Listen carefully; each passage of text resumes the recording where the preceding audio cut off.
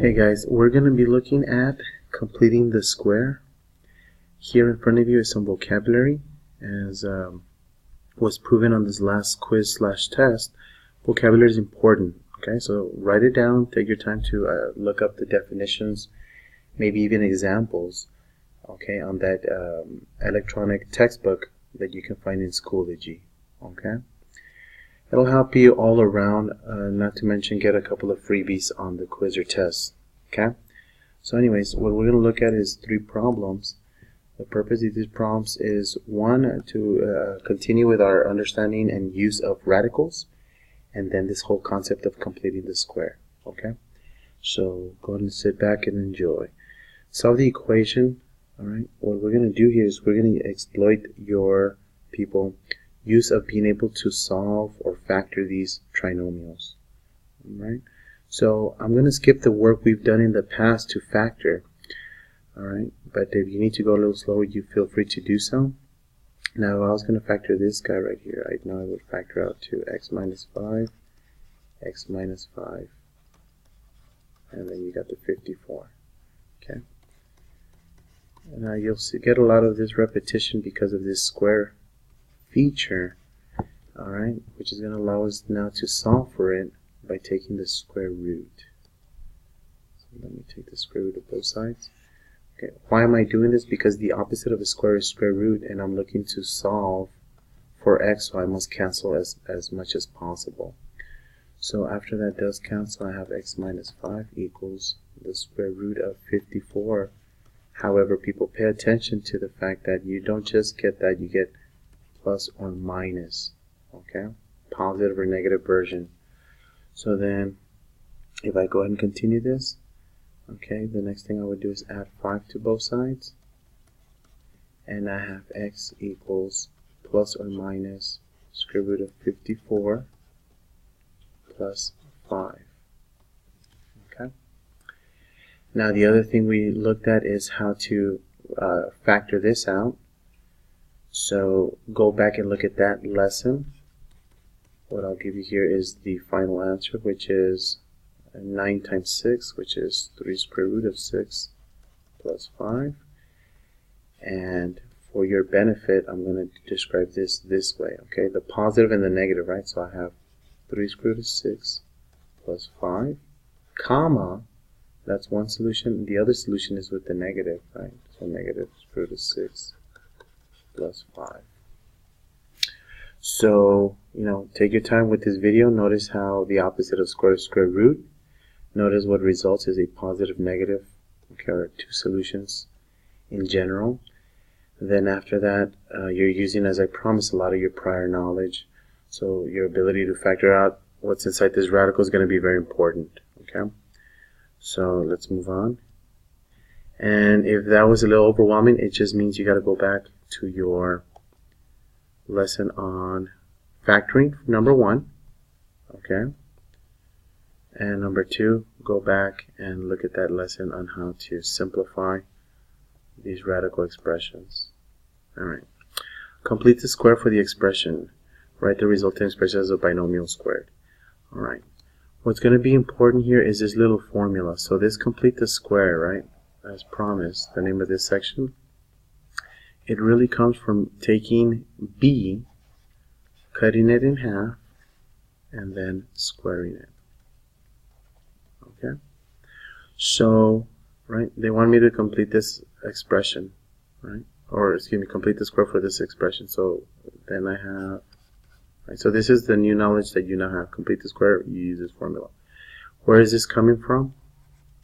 It comes from, right, your quadratic in standard form, which is ax squared plus bx plus c, which we've been dealing with a lot, and this b is specifically this b right there. Okay? So whatever is in front of that x, not the x squared, but in front of the x, that'll be the b that you divide by 2 and then square. So if I take the expression they've given me, blank, right, they want me to complete the square, which is a very important skill to have, then all I really have to do is come in here and basically use this formula right there. Okay. That's the name of this game. So then I have x squared minus 16x plus, and I'll go real nice and slow. I can tell that what is b. If you're thinking 16, that's incorrect. It's negative 16. Okay, be careful. I'll put in parentheses since I substituted over 2. And that's squared. Alright. Then I'll go ahead and do the math on that. Okay, now I'll go mega slow, so this would be negative 8 squared. And this is so you don't miss a beat. Alright, and here I am.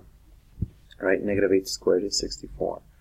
So now what I'm going to do is, okay, they want me to write the resulting expression as a binomial squared, which, by the way,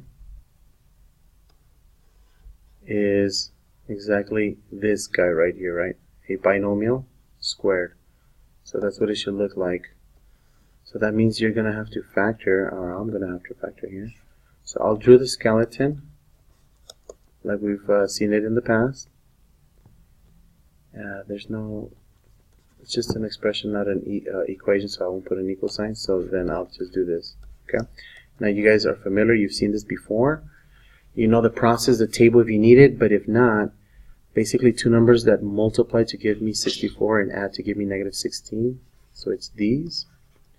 And this is not a coincidence. A lot of this material has duplicate binomials. And I have what they requested, which was a binomial squared. Okay. Take good notes. If you have questions, we'll address them tomorrow. Let's move on to the next one. Alright, this one says solve the equation by completing the square. So this other one, the difference is this one was empty. It was generic. It's only for you to kind of practice this completing the square process. Why? Because in the real world, I guess, of math, there's you can use that same process. Okay, you can embed it to get to a solution. So let's look at one in progress. Now, in this case, notice that this first one that I started off with had the x squared minus something x, and then I had to include something else. This one's already kind of started off kind of awkward. So a quick fix, check this out, is I'm going to add the 2x. And look at what I have left. X squared plus 2x equals 3, right? Because it canceled there. Now some of you guys are thinking, well, why not bring the 3 over? Because it's not that perfect number for me to have it do what? Factor out real beautiful like that, right? Or it's a binomial squared. See? It takes a special number there for that to happen. So watch what's going to happen here, okay? I'm going to put x squared plus 2x plus some special value that's going to allow me to factor it, okay? And you guys already know the formula. It is what? B over 2 squared. Excuse me. So let's go ahead and do that. So now I have x squared plus 2x plus, what is b? It's 2 over 2 squared equals 3. Alright. Now I want you guys to notice something. I've just added something to this side and not to this side. So some of you guys should, if you cut onto it, you're like, hey, that doesn't seem right. Okay, so then to balance it out, I'm going to come here. And now because it's an equation, I've done the same thing to both sides, so I should be good and safe, okay, mathematically. So 2 over 2 squared. Alright. So again, I'm only doing that to be fair to the equation, but this is your focus right here. So again, I'm going nice and slow. 2x. I have 2 over 2, which is 1. 1 squared is 1, equals 3 plus 1. Alright. Now what I can do here is, it's ready for me to factor. If you can see it, great. If you don't, you know, do the table. This becomes a 4. And something times something gives me a 1, and something, and that something times something, excuse me, that something plus something gives me a 2. So most of us already know it's a 1 here and a 1 there. I have x plus 1 squared equals 4. Alright, and now I can actually solve for x because I've been asked to solve. So let's go and apply what we've already used here. Alright, we understood that, hey, there's a square. What's the opposite? There it is. The next thing that you should remember is that you get a result of positive or negative. And because I do have square root of 4, I know it's going to become a 2, but I'll leave it intact one more step. X plus 1 equals plus or minus 2. Now the next thing you guys all know to do is subtract by 1. So I'm left with x equals plus or minus 2 minus 1. And again, this is essentially two values, right? So I have 2 minus 1 comma negative 2 minus 1. If you do the quick math, you have x equals 1 and negative 3. Thanks guys for your time. I'll see you tomorrow.